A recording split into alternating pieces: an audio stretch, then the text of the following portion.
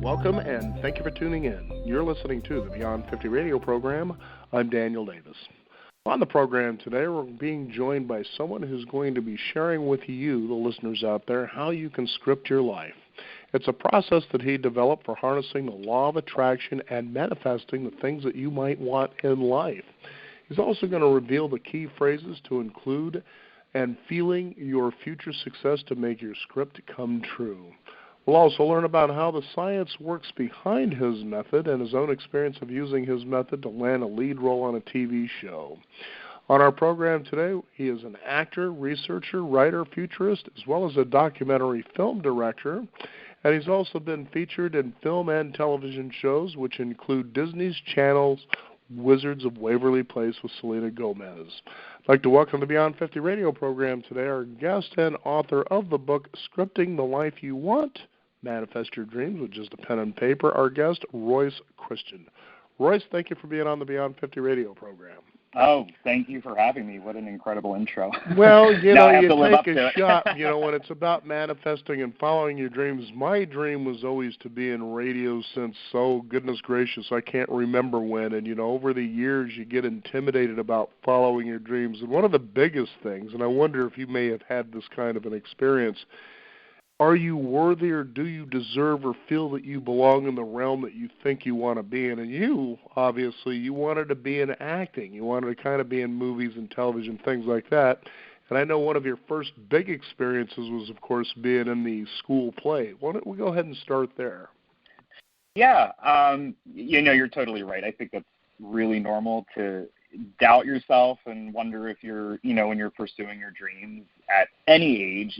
I've had a really eclectic sort of career and life as far as what I've done, and I've been really different things. But like you said, I started out, my mom always tells a story actually prior to the school play. I was 2 or 3 years old, and, my parents were not in the acting business at all, and no one we knew was. I grew up right outside of Philadelphia, so it wasn't really around me. But for whatever reason, when I was 2 or 3, I would hysterically cry on my mom's bed and ask her for an agent. Her joke is she would go, "What, you want a real estate agent?" Because it was just that foreign to her. I can remember always wanting to, be on TV and do what all those other people were doing. And she was smart. She wanted me to wait. She didn't want to send me out to auditions when I was 3 or 4. Of course, at that age, I didn't understand why. But around, I guess, 3rd or 4th grade, it sounds so silly, but it's really not. I got the lead in the elementary school play, and that was pretty much it for me. I knew that I loved it and I was hooked, and I convinced my mom to put me into an improv class, and she was really leery because and I've always been this way. I'm very much kind of a go-getter. I'm an Aries, so I'm very stubborn. Oh, gotcha. So she agreed to put me in this improv class, and the teacher, Karen Vicks, great lady, she was on, do you remember the Electric Company before it was Sesame Street? Absolutely. Yeah, so she was my first acting coach when I was 9 years old. And I went to the class, and I had a ball, and that's really what I'm sure as well. You've manifested some great things in your life. It's all about having fun in the end. And I was just having such fun in that class. And after I think the 2nd or 3rd class, the teacher called my mom and said, there's this audition for, it was a pretty big regional theater production, it was professional, and he should go out for it. And my mom went back and forth. She's like, it's his first audition, he won't book it. Not in a mean way, but just, the experience will be good. Well, I booked it. And, that was pretty much it for me. It was just a small role, but I did theater for quite a few years on the professional level and did some tours. And around 14, it sounds so weird now that I'm about to be 32, but I say this, I was a bizarre kid. I was so focused on what I wanted to do. And, when I was 14, I knew I loved theater and I loved acting, but I also knew that what I really deep down at that time wanted to do was TV. And, that's what I always wanted, but we were closer to theater. So that's a whole other part of the story, but I don't want to go off on a tangent too long. But around age 16, I ended up moving to LA, and some really cool stuff happened. But I don't want to skip over the fun part. So no, I totally get it. In fact, It's unique that you say that you felt that you were this weird kid because somehow you were locked into something that was yours. And so I thought I'd share an experience that really bridges in with that feeling of being weird. As I was growing up, I used to notice these weird, unique things where I would think something, and then I would see it right in front of me. Oh, wow. Now, people would call this coincidence. I don't know what you would call it. I was a kid, for crying out loud. And I noticed, for instance, I'll give you a funny little story about that. There was a time that I really loved Leviathan movies. We're talking about things like Godzilla, stuff like that. And I remember one time thinking, it'd be really cool. This is back in the early 70s. It sure would be cool if there was a movie where Godzilla and King Kong fight. Not even a week later, I'm thumbing through the TV guide, which I love to read and do the crossword puzzle, and there it was, King Kong versus Godzilla. I'm like, you're kidding me. Wow. No, wow. It's really funny because then I remember talking to my youngest brother about that. It seems really strange that I would think these things and I just see them happen right in front of me, or I'd want this particular desire and it would just come right there in front of me, that sort of a thing. Well, now, that being said, as we go into what you do, which is scripting your life, I think sometimes people maybe get the message, and I think a lot of people do. When it comes to, let's say in your case, knowing what you want, pursuing it, we'll hear all these things around us, people that may not support us that well. In a lot of cases, it's whether it may be our parents, it could be our family, our school, whatever the case is, telling us either, A, yeah, that's kind of a funny dream, but really you should be practical, or, that's going to take a lot of hard work and be prepared for disappointment. So they actually sort of prepare you with good intentions for failure, so you figure why bother trying. Yeah, I mean, that's excellent points I just want to touch on real quick that you said. With what you described as a child, what is really unique about it is that you were aware of it, because in my book, what I talk about, and this is just, I'm a really big research and science nerd. Like, that's my, bread and butter hobby. I have always been that way. I think it comes from just in acting. You are taught to research the heck out of everything. So, so you actually really attempted the Schrodinger's cat experiment, I'm taking it. Okay. Not that far. No. Okay. But, we'll talk more about that later, but anyway. Yeah. Oh, yeah, that is, it's actually, I have a funny story about that. But just to touch on what you said, one of the things that was so weird, and we'll talk a little bit more about obviously what scripting is, but in a nutshell, I figured out after a lot of trial and error a way to basically hone that wild ability that you just described, and take the reins, if you will, and write out what it is that you want to happen, and then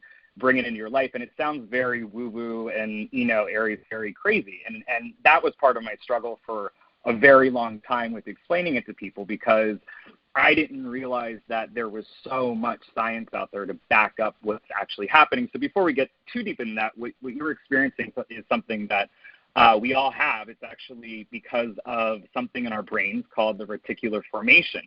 So it's this really complex network of neurons, and it's right in our brainstem. And what it does, it's basically like our brain's filter. And I actually learned about this originally from, I don't know if you know, she's a wonderful speaker. I think she's the #1 most booked speaker in the world. Mel Robbins talks about it. But it's called the reticular activating system. And basically, if you have ever noticed, if someone says the Queen of England, suddenly maybe for the next few days you start seeing the Queen of England, or you notice people saying it more, or 11:11. That's a big one that people will start. They'll notice it once, or someone will say it, and suddenly they'll see the time is 11:11, or they'll have 11 minutes and 11 seconds left on, a movie they're watching or whatever. That's because what the reticular activating system in our brain does is we teach it basically what to filter. Because if we took in everything that is around us, we would go crazy in one day. Because it's just, I love the example that's used quite a bit with this is, if you ever look at a Facebook page, do you see how much stuff is on there? There's ads and words and pictures. If you actually took all of that in, your brain would just melt.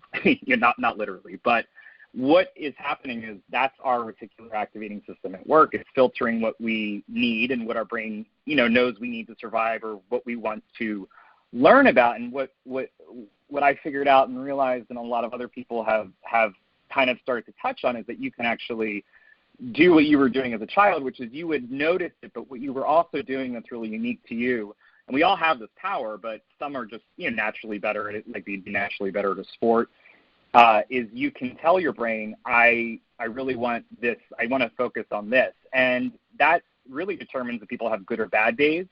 If they see a Godzilla movie that comes out, and it could be also a situation that, I love that example that you gave, because it's very possible that that movie was somewhere in your, sphere of perception, meaning you may have seen in the 70s somewhere in a paper and walking by a storefront, but your brain did not register it completely, but your reticular system did, and it was something you're a fan of. So once you actually consciously brought it to your brain's attention, your brain then focused in on it, and it allowed you to find within a week that movie. And it, I'm not trying to take the magic out of what No, not at all.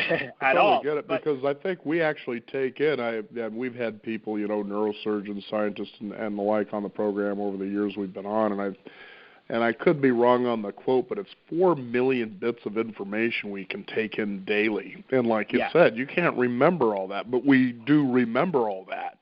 Right. I think that's what makes dreams so unique, is because in the dream world, for people who dream, they go, this doesn't make sense. Well, it's taking in, but then it's trying to apply, as you say, this, reticular, subconscious situation into a way that, okay, let's work this out in your experience, but it seems weird. Right. That's a whole different thing altogether, but anyway. It is, yeah. It's interesting because that is what our reticular formation does. It regulates, actually, that's one of the things, is sleep. And, what our brains do, I know for myself, if I don't get enough sleep, I'm not a very happy camper, especially after a few days, but it is our filing system, basically, and that's why we need sleep, because at night, a lot of what we're experiencing in dreams is the filing of all of those bits of information, like you just said. So sometimes it, as a sort of a release, what we're seeing in dreams is it's acting out essentially all of this stuff that doesn't quite fit, but that needs to be worked out somehow, and it files it. So, it's an interesting, our brains are fascinating. And again, to me, these things are just so interesting, and we'll get into all the really cool stuff. But, in the first part of the book, I do talk about the reticular formation of the RAS, because we can control it. We can program it. We can, that is what is actually happening. If you wake up and say, oh, it's going to be a bad day, your brain will start looking for every example and picking up on every conversation and everything that is bad, because your brain isn't differentiating between, you thinking something bad is necessarily going to make you happy, if that makes sense. It's just hearing the program, I'm going to have a bad day. And it goes, okay, cool. So here's everything that's bad about today. And same thing with a good day. And it's really weird because it's very simple and it's very easy. And that's the thing that a lot of people don't realize, is it's much more simple to create and start filtering in what you want to see in your experience. And there's a lot of other really neat little tools we're going to talk about, but this is one that we all have inside of us that is very easy with some of the processes that I talk about in the book, like writing a want list every morning, which sounds arduous, but, I suggest just even 3 things that you want to happen or you intend for that day. If you do that when you first wake up, you really are setting a framework for how your whole day is going to be. But we'll get to that in a little bit. I just wanted to kind of pop that in there. Well, it makes sense. Now, I like the beginning of your book because you have a foreword by a gentleman who apparently really had a unique experience at Disneyland. Now, what I thought was really neat about that phenomenon is, just last night as my wife and I were going to the market, one of the things I sort of expect to have happen is that I get a parking spot right by the front door. And I usually get it. You know what I mean? I'm either the spot's open or a car is pulling out just as I'm about to pull into the place. Now, there'll be other people that'll be searching around for hours looking for a parking spot. Now, here's the caveat to that. It's neat that I want that, and it happens quite often. But at times that it doesn't, I'm okay with that too. And that's also a backbone of your book.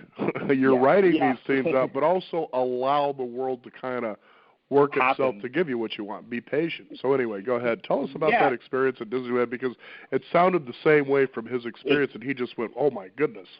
It does. It's really similar. I mean, what you do with the parking, it's interesting because it's what we just talked about. Your brain is picking up on, very subtle movements and things that are happening with the spots. You're bringing it into your experience in a way that just in the last really 2 to 5 years, science is starting to understand what's going on. Not, just because we understand it doesn't mean everybody uses it. So anyway, just to give you another example. So Mitch Horowitz is a fantastic, very world-renowned author and researcher and scholar, and he has written a lot of great books that I'm sure your listeners have heard of. I was on Amazon earlier, and I clicked on his name. I'm very fortunate that he wrote the foreword to this book.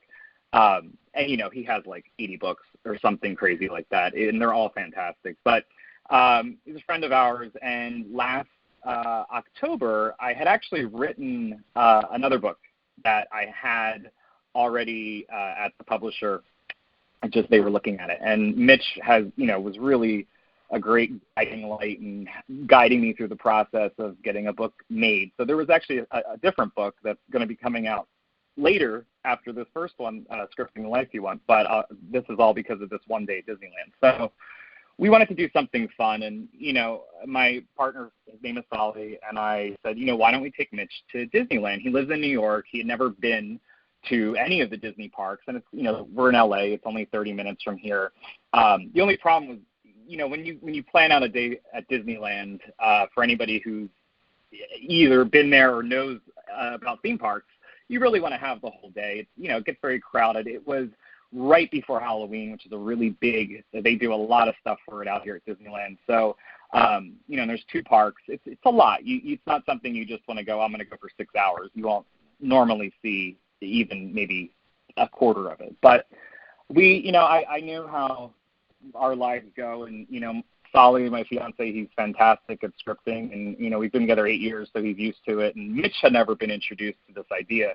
And it's not something I normally really talk about, because I just have had these little processes and tools that I've used for years. And, I not that they're not special, I didn't really realize it till this day. So to make a long story short, we told Mitch we're going to treat him to Disneyland. So we went and got him at his hotel, I think around 6 a.m.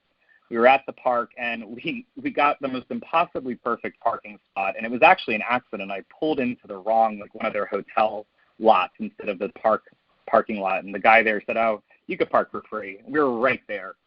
And we ended up going through both parks. We did about 20 rides. We didn't wait in one line. The parks were slammed. And what I forgot to mention, was Mitch had to be back for a talk. I think it was at 6 o'clock. So we had to leave the park by 5, and LA traffic was really cutting it close. But I had a feeling we'd be able to do it, so we did, and he had an incredible time. We did both parks. We did all the rides. We ate everywhere. We did everything we wanted to do. Some of the stuff we went on twice. And on the way home, or not home, but to where Mitch was speaking, he goes, what just happened? Like, how did we do that? Because I saw people waiting in line for hours, and every time it was like magic. We would get asked to go in the front of the line, or it was everything you could possibly imagine that you would want to go right to see 2 Disney parks in the span of maybe 8 hours happened. And Solly had his iPad, because he writes out. I use a notebook. I'm very old school. I still use a paper and pen. But Solly has his iPad and his pen there, and he writes everything. So he had his iPad with him, and he handed it to Mitch. He said, oh, well, it's just my script for the, that I wrote this morning. And Mitch goes, well, what's the script? And he read it, and it was, and you could see it in the book. Actually, we have, I'm sure you saw it, but we actually have a copy of it in the book. And it was beat by beat, almost moment by moment. Solly had written out the entire day exactly at Disneyland as it had happened. And he wrote this, probably 4 a.m. when we woke up. So Mitch was like, well, wait, what is this? I was like, oh, it's just this, people talk about scripting, but usually they mean talking out loud. And I don't know, like 10 years ago, I made up my own version of it. And we write out what we want to happen in the morning, and then at night, we journal what actually happened during that day. And then eventually the goal is to get them to match. And Mitch was very blown away, which I have to admit, I've been doing it for so long, and it's not something I usually I ever really talked about. I was really confused of why he was so excited by it. So he did his talk, and he went home. And about 4 days later, he called me. He was back in New York, and he goes, Royce, you have to write a book on this. And I'm like, on what? I was like, I already have the book. He's like, no, this is a whole book. And he's like, my scripts, they're coming true every single day, and the journal's matching it at night. And I was like, well, yeah. That's what it works. And he goes, but this is a book. And I now I get it. But at the time I was thinking to myself, I already wrote this other book that, covers a lot of these topics, but I didn't think of scripting as this exciting thing. It's very powerful, and I use it in my life, but I didn't think people would be excited. So he actually did something really interesting, which we'll talk about at the end with the book itself, but he said, you need to write a book about this. So that was, I think, November 2nd of last year, and I just dropped everything, and it was exactly 2 months of writing, and I wrote the whole book in 2 months, and then I submitted it to the same publisher, Inner Traditions, which is publishing the book, and I think I submitted it on a Friday, and I had the book deal by the next Friday for this book. So that was a lot of different components all sort of working out, but that was really, it's interesting because what you said about the parking and what happens with you, when you script and it's very easy to learn how to do and do it properly, it's like that, but times 10 and with everything, not just parking, and that's one of the keys that I find is the best is you have to include the very mundane or even boring or normal things into your script. Like if you have a dentist appointment and it's going to be today and you're waking up at 6 a.m. and you're writing your couple paragraphs as if it's the end of the day, you got to put in you had a dentist appointment. You can put that it went well, but there's a lot of, now I understand what the science is, but there's a lot going on. A lot of times in manifesting, we're just told, law of attraction and all of that stuff is great, but everyone is so drilled into people to just focus on these amazing, huge, crazy goals that are attainable, but they're very far off and they feel really unrealistic. And I know it can get really frustrating for people. I know it was for me. And when I started to learn and realize that there's a brick by brick, very easy and actually really fun way to do it that includes the normal stuff so you don't feel like you're lying to yourself or, getting into a funk about, this is never going to happen, but it's actually very realistic, something shifts on a major level in us and around us. And that's why I have two versions of scripting. So a basic script, just for your listeners, is in the morning, you wake up, and what I do and what all my friends do is we'll write out, I call it a want list.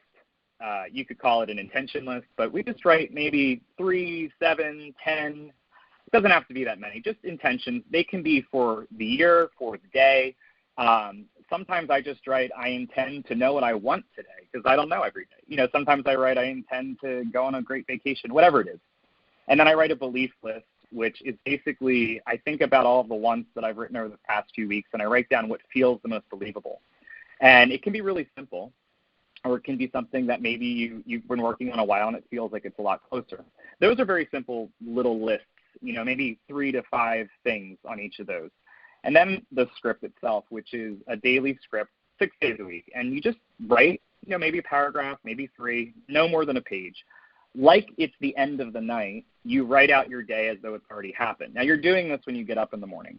And like I just said, if you have certain appointments or that you have something coming up, you want to add that in there. But you start to weave in more positive experiences and things that are realistic. If you know that you might be getting a call because your inheritance definitely went through probate and it's about to come in this week or this month, add that in. If it's something that's real and realistic that can come in, put it in your daily script as something, oh my God, I got this call after I got home from the dentist. And, you don't want to push too hard. You want to keep it really simple.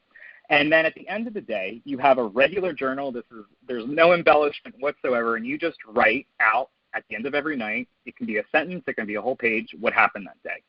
And as you do this day by day, everybody's a little different, but the overall, what I know from teaching this for a long time to my friends and family, and now to a bigger audience, is within 3 days to 3 weeks, you'll have a moment where the script that you wrote first thing in the morning before you experienced your day and the actual journal entry that you write at the end of the night when you finished your day are the same. They're congruent.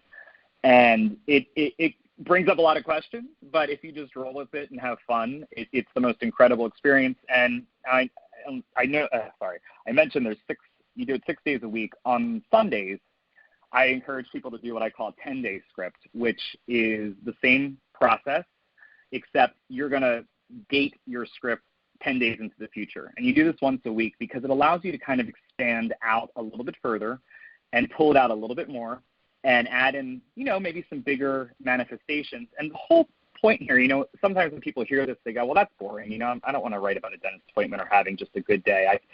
it works, though. And the whole base underneath of this is every day you're taking a very definite step mentally, physically even, and, with your environment. There's so many things happening on the quantum level, on levels, memetics, which we'll talk about. There's a lot of things that you're shifting in your environment that in a very short amount of time, you're bringing in some huge manifestations. So that's what Mitch realized with Disneyland, and, Solly sent him the script from the morning and his journal from that night, and they were almost identical. And that is how this book came to be. So I went off on a tangent there, but just so everybody it's actually very clear to actually bring up what you have, because here's the thing. I remember many years ago, as you would read, for instance, a book like Think and Grow Rich and the like, is they would talk about, for instance, the one thing if you have goals is to write them down. Obviously you talk about that. That's what scripting is, and I always wondered, do you write them down just so you don't forget them, because for me, I was kind of one of the mental types. I could just think about it and boom, there it was, okay? But like we talked about earlier, your brain only can keep track of so many things at once, okay? It's just that simple. I finally began to get it some years ago, and I go, oh, I see why, especially as I was exploring the world, and you talk about this in your book about physics and reality, is if you liken it to going to a television, turning it on, and you get that white static that you see, and then you turn the channel, and all of a sudden you have a clear picture. That's the difference between writing your goal and actually not writing it. You can either stay with the static, the metaphysical reality, or you can write it and tune it into an actual picture. When you think about this, especially in the industry that you're in, it makes sense because they actually script and storyboard the movies, so they know what that accurate reality they want to present to their audience is. Exactly. Yeah, it's really important, and a lot of people, like to use your example, they will read a book on manifesting, and they will turn the proverbial TV on to the static, and they'll go, oh, this doesn't work, and they'll turn it off, and that's it. So yeah, there's definitely a power in writing it down, because you're physicalizing it. And, there's an incredible teacher. His name's Dr. David Snyder, and he said something, he says it a lot, but if you can't, or you don't have the ability to write down what it is that you want, then the odds of you getting it are, next to nothing. And that is my experience and a lot of people that I work with, because it is a bit of a leap sometimes. Even, I've been doing this, I was really fortunate to grow up in a family that leaned more towards the positive thinking and spiritual aspects of life, so this wasn't very foreign to me. But even, my mom is a fantastic manifester, or whatever you want to call that. And it's still sometimes, like you said, like I'm the same way. I'm really good at mentally visualizing it and seeing it, but you have so many things that come up in your day, it's very easy to lose track and then turn the static on. And there is a power in actually writing it down. And I always say just the easier it is and the simpler it is, the more likely it is you're going to stick with it. And also, in my experience, the more likely it is to happen and actually come to fruition in your life, because you are refocusing your entire framework, your perception of reality, your brain, your physical body, your neurology. You are reprogramming. If you think of your body and your brain as a computer, you are reprogramming it to not only start noticing all of the opportunities and examples and different things around you that will help you attain your goal, but you're actually doing things on a level of perception that we don't have, that is basically reordering your reality around you to bring that thing that you want to bring in. And whether that is as, small, some people might say, as having a really great first date, or as big as becoming a billionaire, you have this power within you to, and it starts with writing it down and actually physicalizing it and taking it from your mind and putting it in paper, because it just starts to very, very easily rework everything around you. And I do go into that quite a bit, like you mentioned in the book, because the science behind this is really, really, to me, the most exciting. And it's I don't think that enough teachers talk about it, and I think that a lot of science is unfortunately cherry-picked in, the positive thinking world. And that was something I really consciously made an effort to not do in this book. Now let's go ahead and talk about how you came to the process of scripting as you wrote about in your book, and how it actually, we've been talking about how it works where I think the listeners really have a good grasp, but let's go ahead and talk about how you created it, the particular process yourself. Yeah, so it's all because my mom hated a book. I was 14 years old, and every summer we would go to, I grew up right outside of Philadelphia, so the big beach towns were either the Jersey Shore or down the Delmarva Peninsula, which is Delmarva, Delaware, Maryland, Virginia. They have beautiful beaches, and we would always go to this little barrier island. It's connected by a bridge to the mainland of Virginia, and it was called Chickateague and Assateague. It was two little islands. Oh, I know that little island. I had a friend of mine. I've actually been out there in Virginia.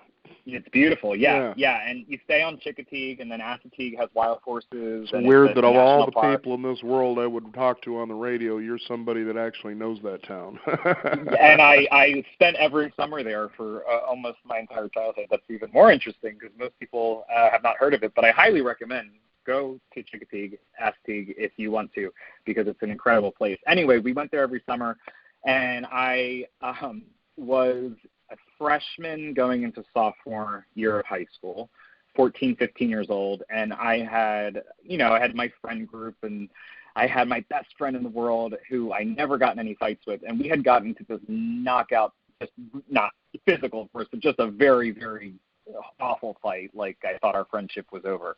And I was pretty miserable driving down to the beach with my family because I thought, my whole world was over and high school was never going to be the same. Anyway, so I was not in a great mood, and it's about a 4-hour car drive from where we lived. And about halfway down, my mom just looked into the back seat where I was, and she goes, "Here, I don't really like this book, but, just take it, read it, do something instead of moping around because you look miserable."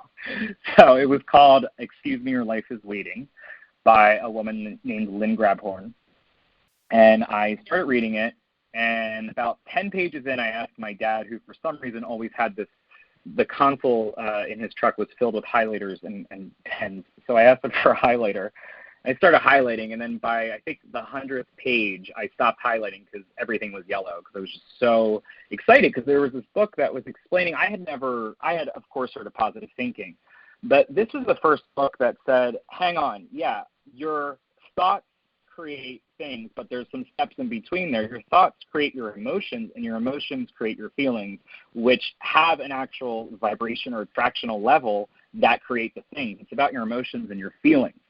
And it was just like lightning struck. It just, everything clicked. And this book, Excuse Me, Your Life is Waiting, talked about something called scripting. Now, Lynn Grabhorn borrowed, which she took a lot of material from Esther and Jerry Hicks and the Teachings of Abraham and reworked it. This is before The Secret. This is, I think, 1999, and I think I read the book in 2003. So about 4 or 5 years before this was very mainstream, the law of attraction and anything like that. But she talked about scripting. Now, the way she described it in her book, in Lynn Grabhorn's book, was a little weird to me, because essentially the idea was you would just talk out loud, pretending like you had the thing that you wanted or you were experiencing it for about 10 to 15 minutes, and that it would rewire your emotions and start getting you, as she called it, vibrating on the right level and bring the thing that you wanted in. So I was interesting to me, but the first couple days that we were on this vacation, I was still, my friend didn't call me. I was upset about it, but I loved this book and I liked everything else in it. And finally we were going home, and we got back to the house, and I said, you know what, let me just try it. It sounds like I'm going to sound like a crazy person, but I'm going to go up and I'm going to turn the shower on, and I'm just going to talk out loud, and I'm pretend I'm on the phone with my best friend and that everything's okay again. So I did it, and I talked out loud. I felt like a nut, but I did it, and I committed to it. And after about 10 minutes, I actually did feel a lot better, and I got in the shower, and my phone rang. And this is like, you remember, this is 2003, this is flip phones and terrible service. And, I jumped out of the shower, and it was my best friend, who never would have ever called first to apologize, because it wasn't even her fault. It was the stupid fight was mine. And she said, are we good? And let's go down to the shore, and let's go down to her beach house and meet up with friends. And even weirder, besides the fact that everything I had just had this pretend scripted out loud conversation about us making up, was that I had also added in that she invited me to go to her beach house and hang out with these very specific people. And it was exactly the phone call. So she hung up, and I had an out-of-body experience where I was like, what the heck is this? Is this something everyone knows about? Like, why did that work? So I didn't tell anybody about it, and we had a great time at her beach house, and we, all week I would go lock myself in the bathroom or wait till everybody went to bed, and I would just start scripting, and it worked really well. But I went to my mom about 2 or 3 weeks later, and I said, why did you not like this book? And she only read, to be fair, about 2 chapters before she gave it to me. She's like, no, I like it. It's just I've read all this before. She grew up. My grandmother was also into all of these kind of teachings. So it was very old to her, but to me it was very fresh. So she said, keep going. This is great. You understand the emotional component. And, Lynn also talked about writing out a want list, and, she had her own take on things. And I made the mistake about 2 months later telling my friends about this because I figured this is it. This is great.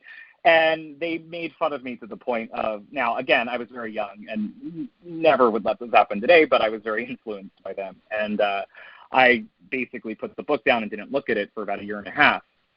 And then I got a really great opportunity about 1.5 years later to move to Los Angeles.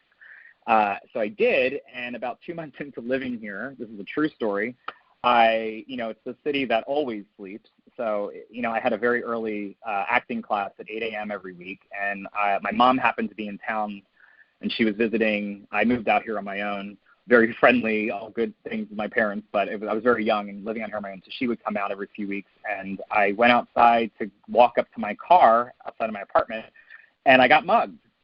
This guy had a knife and came up and, very classic mugging, asked me for my money, and somehow I was able to grab cash out of my wallet and give it to him without losing my, license and actual wallet.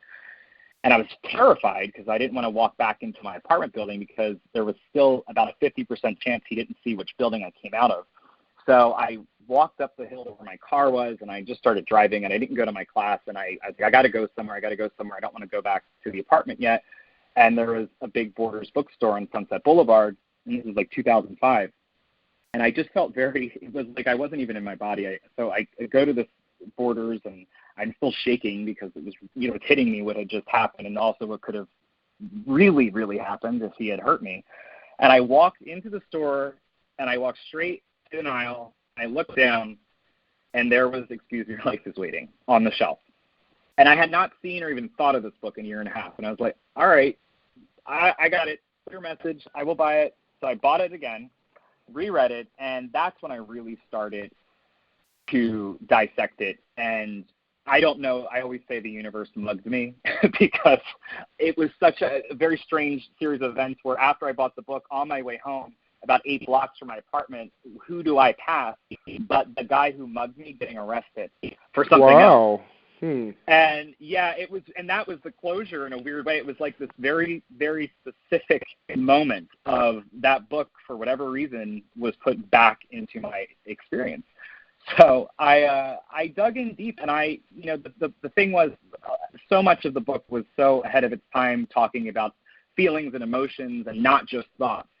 And I like to tinker with things and figure out what works. And I knew there was something there. And it's really hard. I had a roommate to script out loud in your 1-bedroom apartment. You're sharing, you're 17, 18 years old with, 2 other 17 or 18-year-olds, and you're all eating ramen noodles. It's really hard to say, like, I'm at the Oscars and also not sound like a crazy person. So I kind of resorted to, like, sitting in my car or, but the problem, or not problem, was that for maybe 9 times that the scripting wouldn't work, on the 10th it would work so well that I knew something was there. And I couldn't get it out of my head because every time, there was a lot written about this idea of talking out loud and, talking as if you're experiencing this thing. It doesn't have to be on the phone. You could just be telling a friend the story about how great whatever it is that, you manifested is.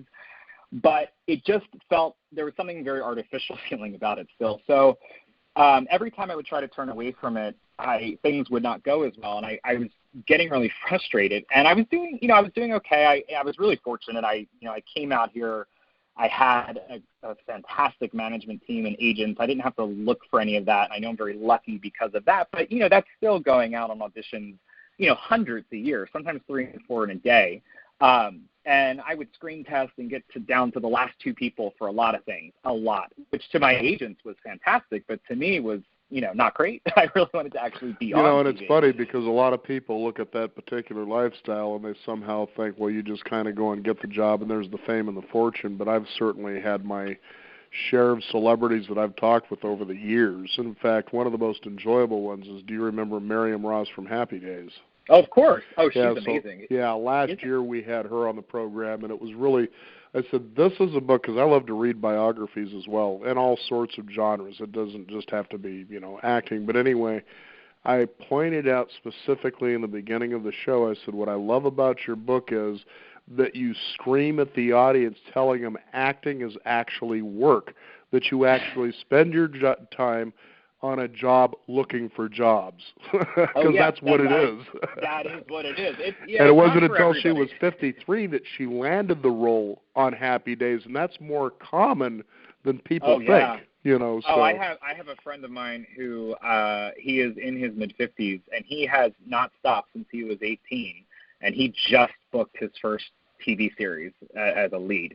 And, but it's funny because most people only spend a few years and they leave. So if you stick with it, but again, it's not for everybody. And it is just so much. And it was particularly frustrating for me because everyone was going, and it wasn't lost on me that it was great that I was, out of hundreds of people down to the final 2 or 3, and I was at the studio or at the network. But it still was, I would be going home at night and, not on the show because it would usually go to someone more famous. So anyway, I started to script a lot more, and I was trying to figure out if there was a way to write it, but I couldn't really land on it.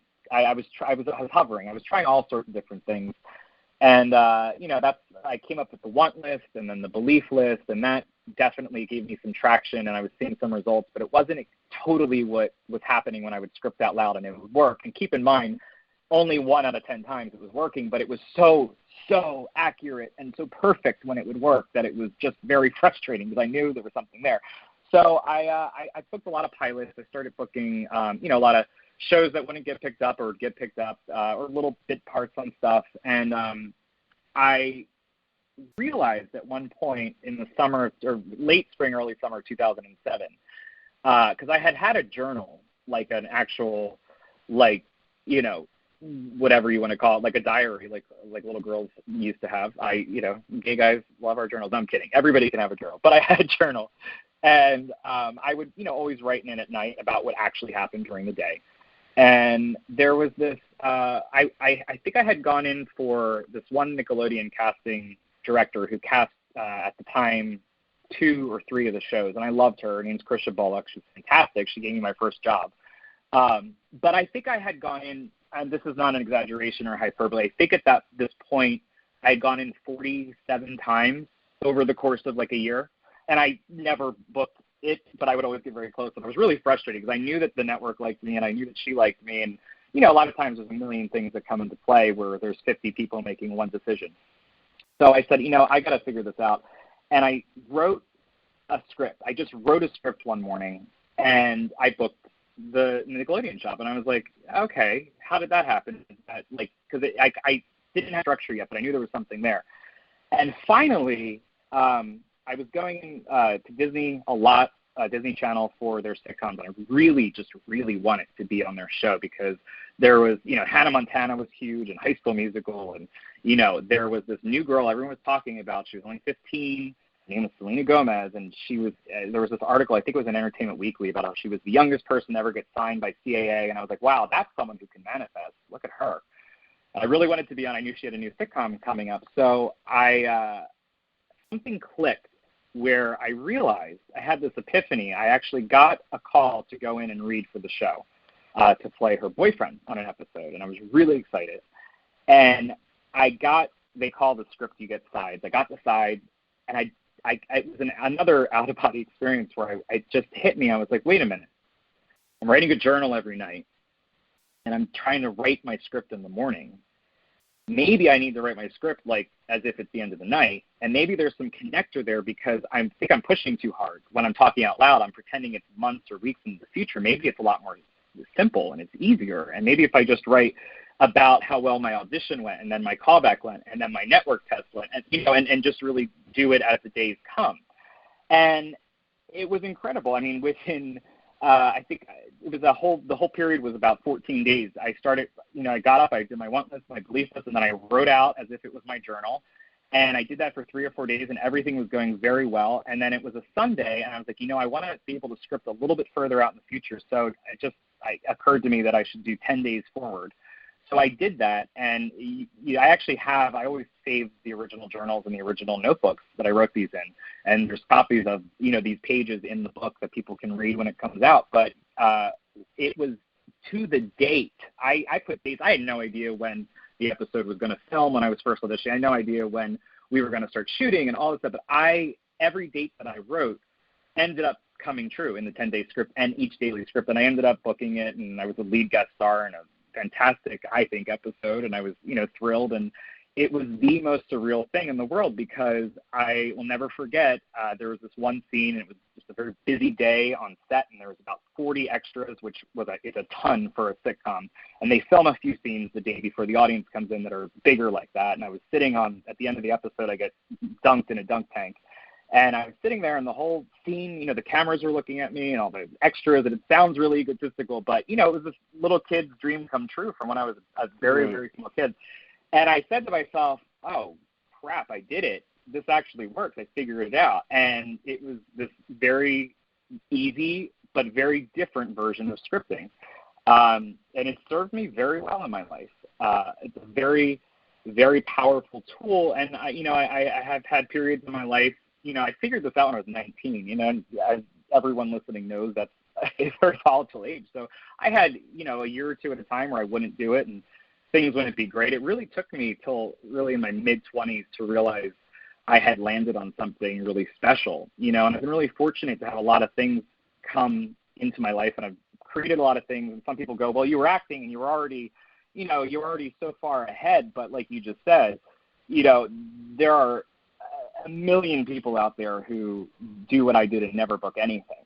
Right. And there was such a specific difference, and I started using it for all sorts of things.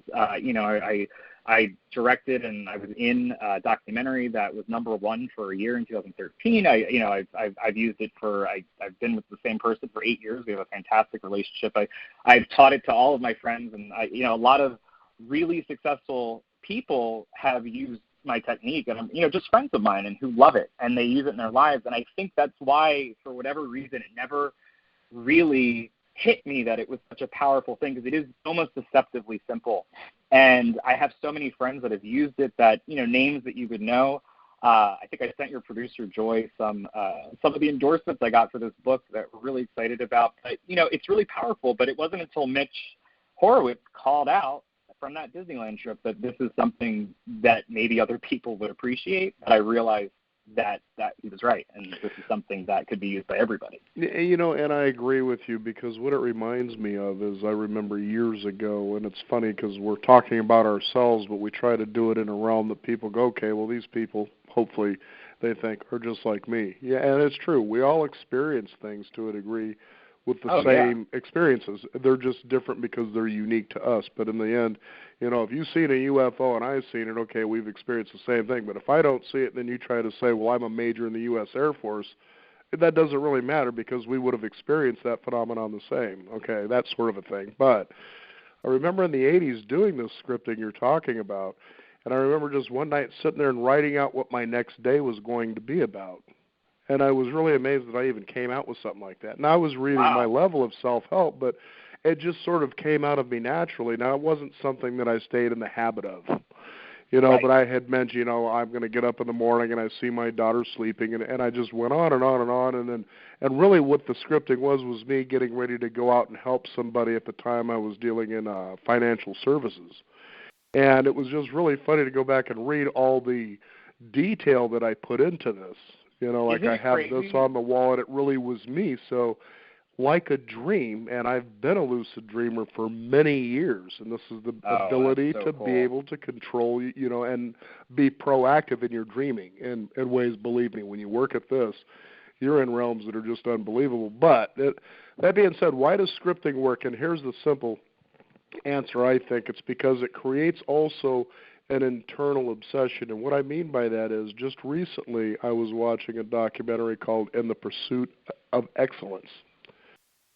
And it featured a couple of athletes in there, but it wasn't just about the athletes. But the one who had the most dominant screen presence on this was the great one, Wayne Gretzky. Okay. Oh, wow. Yeah. Now, here's what was phenomenal about him. He said that when he started playing hockey as a little kid, he would actually go home and he would draw a hockey rink.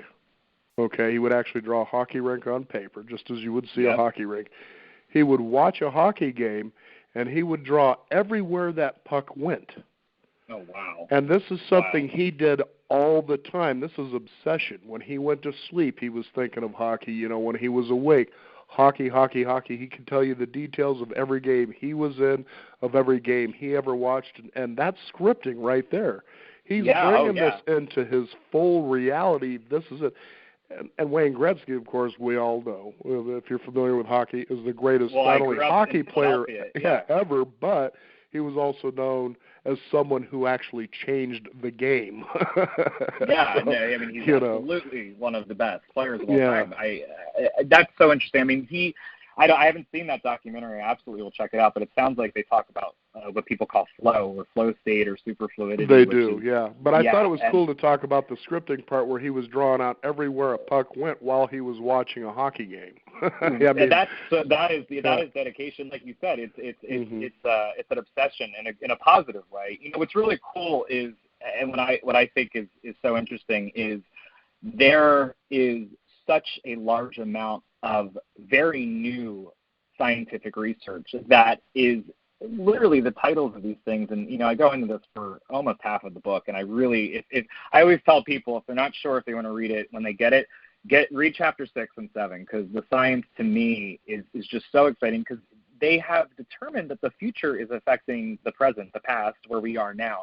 They are figuring out not just on a quantum level, but on a macro, not just a micro level, that the future is affecting the past. And that sounds really wild and absurd until you are reading the Journal of Neuroscience. And, you know, they're talking about how in the spoken word that they're figuring out that somehow our brains are actually knowing what the person we're talking with is going to say, what words are coming out before the person's even spoken them. And that's neuroscience. And then you look at the quantum physicists who are going, we think that there's this weird landscape of time where somehow we're able to basically put into our future what we want to occur now in our present.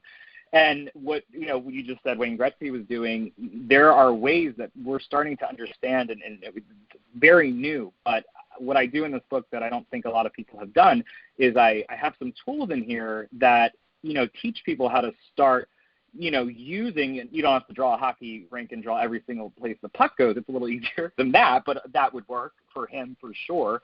But you can actually start playing with this, and there is just some incredible things that have been happening to people who are using these tools and reading the science that goes behind it, because there is, you know, everybody's heard of quantum physics and quantum mechanics and flow state, and I was just so exhausted personally from hearing it for the last 15 years. I hear you, especially when things like The Secret came out, and to me the feeling was, so you people who are going to watch this movie are simply feeling you could just sit around and intend anything you want and it's just going to come to you. It's like, no, life works where you take action. You know, it's like, what do they say in the Bible? You take a step and God takes 1,000 steps towards you or something like that. But it means you take action.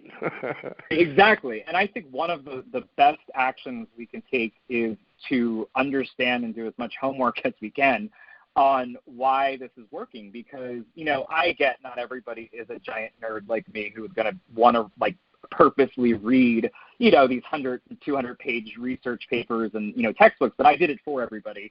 And then I put it in here in this book that's really easy to understand. And it you know, really one of my dearest friends is Dr. Dina Grayson, who's a fantastically amazing MD, PhD scientist. She develops medicines, and she actually did an endorsement for my book. And, you know, she said in there how, and this was just the most, for me at least, because it's always kind of scary putting science out there. I'm not a scientist, that I would make Einstein would approve.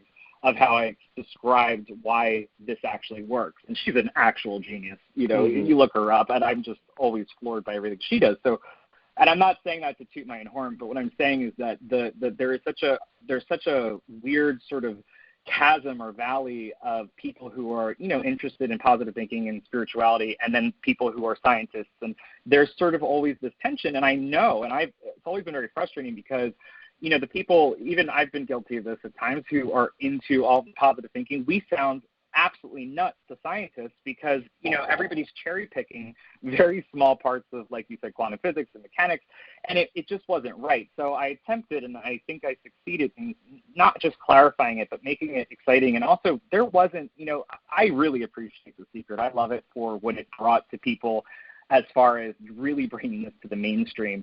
There are, as with any project, I think definitely, you know, things that would be different, but, you know, it is what it is. I'm really excited for the feature film version that's coming out in April of The Secret that Rhonda Byrne wrote. I think that's going to be awesome with Katie Holmes, and I hear it's really good.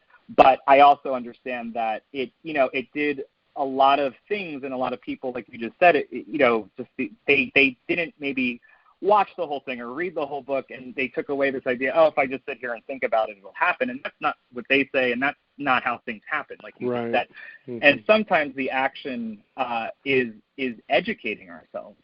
So what is really interesting about how we educate ourselves is that a lot of times, you know, and a lot of authors, I talk about this, I'm not downing other authors, I'm not perfect, but what I've found in my years, I mean, this has been my passion for my whole life. I've read books like this, and, you know, I noticed that everybody was basically regurgitating this same weird version of fake quantum physics that is not accurate whatsoever. Right. And the problem was everyone was citing each other. So no one was actually getting to the point, and there's so much more to quantum physics and quantum mechanics and just science in general. There's actually a lot of other science, like memetics, and, you know, there's just a ton of other fields that explain what's going on and that we can utilize, like we talked about the reticular activating system. There are a lot of things in different areas of science that are much, much more interesting to me, at least, than the quantum field that we can use to kind of break through that boundary. You know, now we got about 3 minutes left, and I thought I would go ahead and bring out this question. You know, why not? You know, because what are your thoughts about, for instance, for those out there who may think, okay, we're scripting all this down, we're basically intentionally going after the life that we want, with the expectation that this should turn out the way we want it to, but there might be the idea from people out there about God's will. You know, what are your thoughts on something like that? I think that personally, in my experience, you know, I believe in God. I know that puts me in a really weird space for a lot of people. No, there's no weird phase here. Look, we all want No, not phase. No, weird. I didn't say, no, not weird phase. Weird. Yeah. Not, but I get how people some people cringe, like, oh, my God, here we go. It's that religious talk again. Well, no, forget. Let's just talk about it. Forget about it. I grew up in a very agnostic. Everybody, you know, I believed in God. I was baptized a Catholic when I was a kid. I do believe that, and I talk about this a little bit in Chapter 7, that there is some, you know, people call it determinism, or, you know, you have the scientists who say determinism, people who say God's will, and I think that there's a really interesting bridge happening between understanding, like we talked about earlier, you know, you could apply what we said about new thought or positive thinking to, you know, religious studies. A lot of stuff is bridging between all of these realms, and I think that there are certain paths that it is very hard to get off of. And I talk about it, we don't have enough time to go into it, but there, of course, I mean, personally, I do think that we have a factor of God in our lives, and I don't think that's a bad or ugly thing or weird thing to say.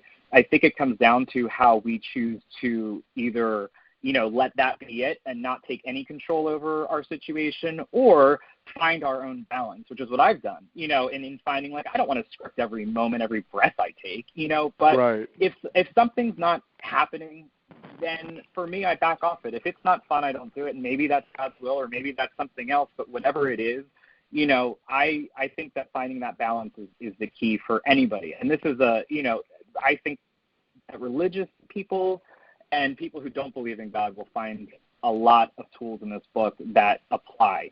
and that it's a very it's an interesting territory to be in personally. And I think that it's going to maybe help, hopefully, connect a lot of people to understanding the difference between God's will and maybe sometimes what we've, like you said at the top of this program, we've been kind of programmed by our family to just do certain things, or, very well-meaning loved ones will say, oh, don't do that, don't go after that. So I think it's learning how to separate that and then finding your own spirituality and religion within that, if that makes sense. It totally makes sense. In fact, I was going to leave with the program on this note, too. For people out there listening, if there's certainly one of many things that this book is worth picking up for is that you have one tool in there that actually my wife and I had discussed just yesterday, and that was the idea that when you feel yourself stuck in a rut in pursuit of something, a goal, whatever the case may be, the best way to deal with that is you solve the problem by what was working. And she at first was confused by that, and I said, well, think about it this way. And so we brought out a problem, and I said, now what was working before that became a problem? And she says, well, this. And I said, then that's what you use to solve that problem. But you write it a lot more eloquently in the book, but I think that's worth at least going out for one of those tools. There are many. First of all, Royce, I want to thank you for taking the time to spend the kind of commitment you did to writing a book like this. I've talked with a lot of great people over the years, and you're certainly in the realm of those people. How can they find out where to get your book? Do you have a website, things like that? Yes. So my book comes out the day after my 32nd birthday, which is the book will come out on April 7th, but it is on Amazon for pre-order. It's the best way to go is just go to Scripting the Life You Want, or you can Google Royce Christian or go on Amazon and ROYCE, and then it's CHRISTYN, and I have my own website. The easiest way is just to go right on to Amazon and do Scripting the Life You Want, and it'll come right up. Please pre-order it. Leave a review if you read it and like it once it comes out. And I really thank you and everyone listening. It's been awesome talking to you, and hopefully everyone out there got something from it. And also, I just want everyone to know I'm very accessible. My information's out there. I respond to social media and emails, and I like to be very open about this work. So if people have questions once it comes out or need some help or tips, I'm 100% available. And the unique thing for the listeners out there, one of the big roles that you landed on the Disney Channel, which we talked about earlier, was Wizards of Waverly Place, which happens to be about 3 young teenagers who are learning to become wizards. Not lost on me. Not lost on me at all. Royce, thank you so much for coming on the program today. It's been a pleasure. You too. Thank you so much. And hopefully we'll talk again maybe later this year. Well, I'm sure about that. All right. Take care. We want to thank you, the listeners out there, for tuning in. You can also discover more at beyond50radio.com. That is the number 50. We do encourage you to sign up for our weekly e-newsletter and keep up to date with what's going on in the world of Beyond 50 as well as our upcoming shows. I'm Daniel Davis. Thank you for joining us. This is the Beyond 50 radio program. And remember, live your day past halfway.